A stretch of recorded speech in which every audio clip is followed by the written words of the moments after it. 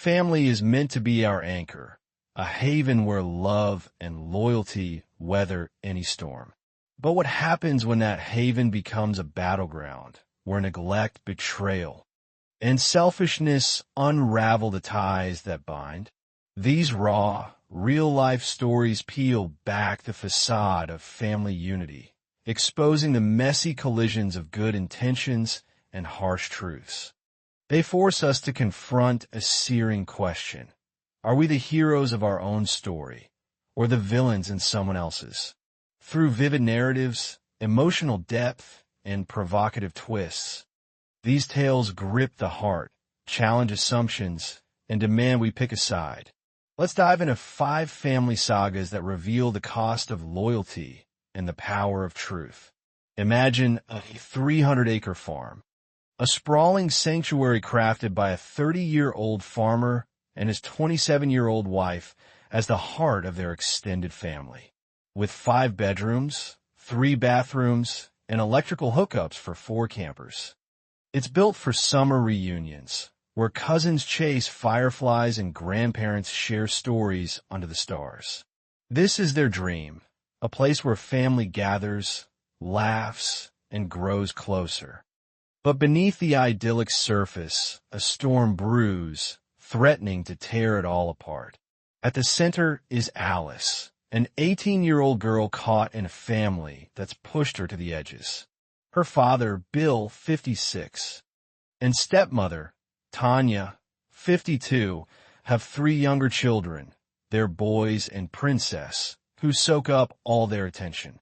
Alice, the daughter of Bill's first wife, an immigrant who died when Alice was 2, is an afterthought. Family vacations to the lake? She's left behind. Soccer camp or art classes? No money for those. School electives with fees? Denied. The neglect stings. And Alice's pain erupts in teenage rebellion, slamming doors, screaming at Tanya, swearing over trivial slights like a misplaced dish. To outsiders, she's a brat, but the farmer sees deeper. He's no scholar, but his heart reads hurt like an open book. She's Dr. Jekyll with us, Mr. Hyde at home, he says, noting her blowouts, 3 or 4 a week, started after years of being excluded. 4 summers, Alice has found refuge on the farm, working the fields while her family vacations without her. It's her escape from a home that doesn't want her during school breaks. But when Alice turned 18, Bill dropped a bombshell. She'd be kicked out to learn responsibility. The farmer and his wife couldn't stand by.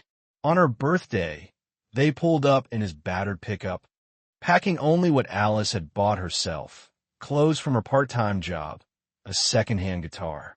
They welcomed her into their home, and the farmer's boss, a gruff but kind man, finagled their benefits to cover Alice's medical insurance, ensuring she could access therapy, rejoin sports, and save for university. It was a lifeline for a girl drowning in rejection. But this act of compassion lit a fuse. Bill and Tanya were livid, accusing the farmer of undermining their parenting. "You'll understand when you have kids," they sneered. Half the family sided with them, boycotting the farm's gatherings, Easter egg hunts, Thanksgiving feasts, Christmas carols by the fire. Others, citing soaring gas prices and the fractured guest list, skipped out too. The farmer's response, a laconic, "Come if you want, don't if you don't," shocked those who expected him to beg for unity. Attendance plummeted to a quarter of the usual crowd, leaving empty chairs and a heavy silence. An aunt proposed a compromise: send Alice to university dorms to appease Bill and Tanya. The farmer, stubborn as the oaks on his land, called it nonsense. His wife, sharp and fiercely protective of Alice, agreed. Even Alice offered to try dorms for peace, but the farmer's gut roared. Why should a girl who's lost everything lose again just to soothe her neglectful parents? The farmer's defiance was a lightning bolt. He ripped into the family, declaring that fewer mouths to feed freed up cash to help those griping about gas money. Alice might inherit this place if we stay childless, he added, a sly jab that sent group chats buzzing. His stance, unapologetic, almost reckless, defies the sacred rule of family harmony. It's a gut punch to the belief that blood ties trump all. Is he a hero for shielding Alice? Or a fool for fracturing the clan? The emotional weight of Alice's neglect, paired with the farmer's bold rebellion, hooks us. We feel her loneliness, his outrage, and the family's betrayal. It's a story that dares us to cheer for justice over unity, leaving us wondering, would I burn bridges to save one soul? Now, picture two sisters, pregnant at the same time, their bellies swelling with hope and dreams. The younger sister, scarred by a childhood where her older sister stole everything, favorite dolls, best friends. Even her first crush guards her chosen baby name like a treasure. It's a classic name, a tribute to her husband's grandfather, steeped in family pride. But the older sister, a lifelong bully with a knack for twisting knives, smells vulnerability. She begs for the name, her voice dripping with false sweetness. And when that fails, she sicks their mother on the case. Just tell her it's family, their mom pleads. Cornered, the younger sister relents, sharing a decoy, Herbert. She watches the older sister's eyes gleam with malice. Sure enough, when the older sister's son is born, she names him Herbert, crowing to the family that it was always on her list. But the younger sister played her like a fiddle. Herbert was a lie. When her own son arrives, she gives him the real name, a name that fits him like a glove, a secret kept safe from her sister's claws. The older sister, humiliated, storms through family chats, accusing her of trickery. She made me give my son a goofy name, she whines as if she didn't choose it herself. The younger sister's victory is delicious, a masterclass in outsmarting a thief. But it's not clean. She lied, and that lie stings some family members who see deception as a sin, even against a bully. This tale thrives on revenge's bitter thrill. We revel in the older sister's downfall, her spite boomeranging spectacularly. The younger sister's cunning mirrors every time we've outwitted a tormentor, making her our hero. Yet the lie sparks a question. Is it wrong to deceive someone who's out to hurt you? The story's provocative edge, tricking a family member, even a toxic one, challenges the sanctity of honesty. It's a moral gray zone that hooks us, urging us to pick a side, clever justice or betrayal. Next, consider a 30-year-old man whose car is his lifeline. In a rural town with no buses, subways, or Ubers, it's how he gets to clients, keeps his job, pays his bills. But his 25-year-old sister, still living with their father, shatters his world. She and her friends break into his home, steal his car, and tear through the streets, stunt driving at 50 kilometers per hour over the limit. The police catch her, and the car is impounded for 14 days, with fees piling up like a snowball in a blizzard. Without his car, the man faces job loss, financial ruin, maybe even signing his car over to the impound lot. His family, father, grandparents, demand he lied to the police, claiming his sister had permission to take the car to avoid the impound. "She's your sister," they cry, as if blood excuses theft. He refuses. He tells the truth. The car was stolen. His sister now faces theft charges on top of driving penalties, and the family erupts. His father suggests renting a car, but offers no money for rentals or fees. His grandparents call him heartless. Even his sister, hiding behind their father's defense, won't speak to him. "You betrayed her," they shout, ignoring the break-in, the reckless driving, the risk she posed. The man stands firm, his voice steady, but his heart heavy. "Why should I torch my life for her stupidity? If she'd crashed, hurt someone, or just returned the car, He might have yelled but moved on. But this was a bridge too far. The story burns with injustice. We feel the man's rage, his fear of losing everything, his betrayal by a family that picks the golden child over him. The provocative twist, choosing truth over family loyalty, defies the unspoken rule that blood comes first. When does protecting family become enabling chaos? The man stand, risking ostracism for survival, hooks us with its raw stakes. It's a call to arms. Stand for yourself or lose everything. Another family grapples with a wound festering for a decade. A 61-year-old mother watches her 41-year-old son and 39-year-old daughter tear their family apart over a $20,000 loan. 10 years ago, the son handed his sister the money to start a business. A generous act that warmed their mother's heart. But the sister never launched the business. The money vanished, spent on who knows what. Every Thanksgiving, as the family gathers around turkey and pie, the son asks, "When are you paying me back?"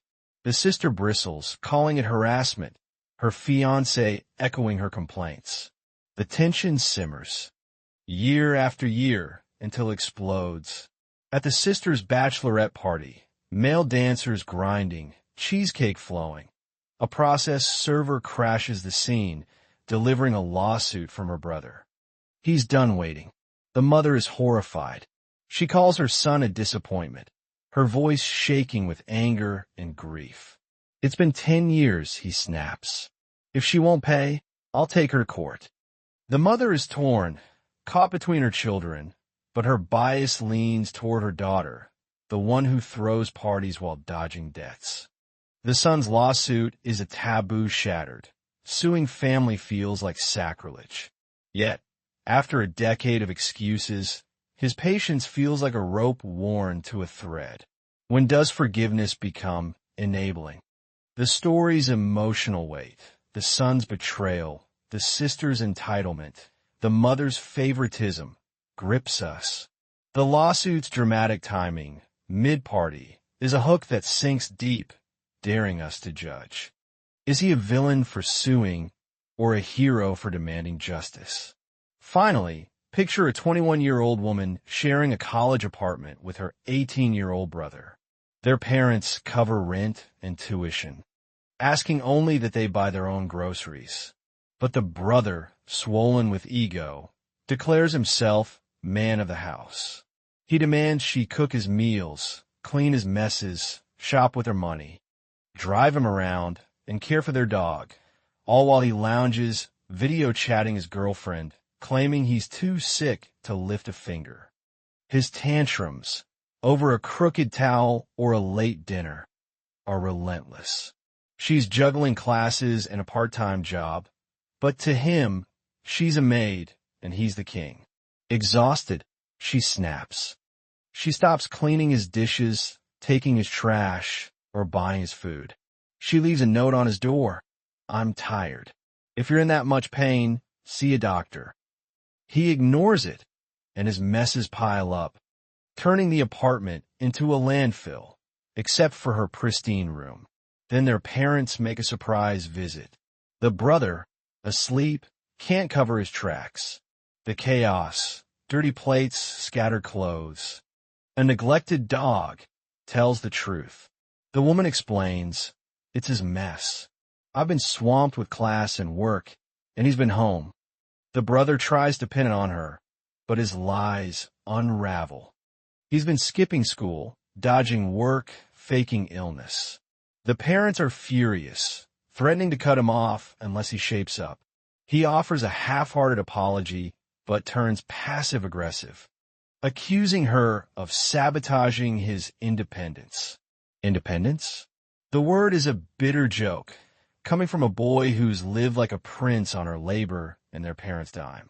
Her rebellion, quiet, calculated, lets him face the consequences, but it stings. Did she betray him or free herself? This story crackles with the frustration of carrying an unfair load. The brother's entitlement. cloaked in man-of-the-house bravado, is infuriating, yet laughable. The woman's stand, refusing to be a doormat, makes her a hero we root for. The provocative edge, letting him crash without warning, challenges the idea that siblings must always protect each other. When does loyalty become servitude? It's a tale that hooks with its raw honesty, urging us to cheer, break free, or be broken. These stories aren't just dramas. They're mirrors reflecting our deepest fears and desires. We see ourselves in Alice's loneliness, the sister's cunning, the man's defiance, the son's justice, the woman's rebellion. They tap into our craving for fairness, our dread of betrayal, our instinct to protect the vulnerable. The provocative twists, housing an outcast, tricking a bully, reporting a thief, suing a sister, exposing a slacker, shatter family norms, sparking questions that linger. Why do we cling to loyalty when it hurts us? When does truth outweigh harmony? Each tale uses emotion and logic to pull us in. From the farmer's sarcastic jab to the lawsuit's dramatic flair. They provoke, challenge, and demand we choose. Peace at any cost, or truth at all costs. Family isn't just blood, it's a choice. These heroes chose truth, risking ostracism to stand for what's right. Their battles, messy, human, heartbreaking, remind us that the hardest fights are often within our own tribes.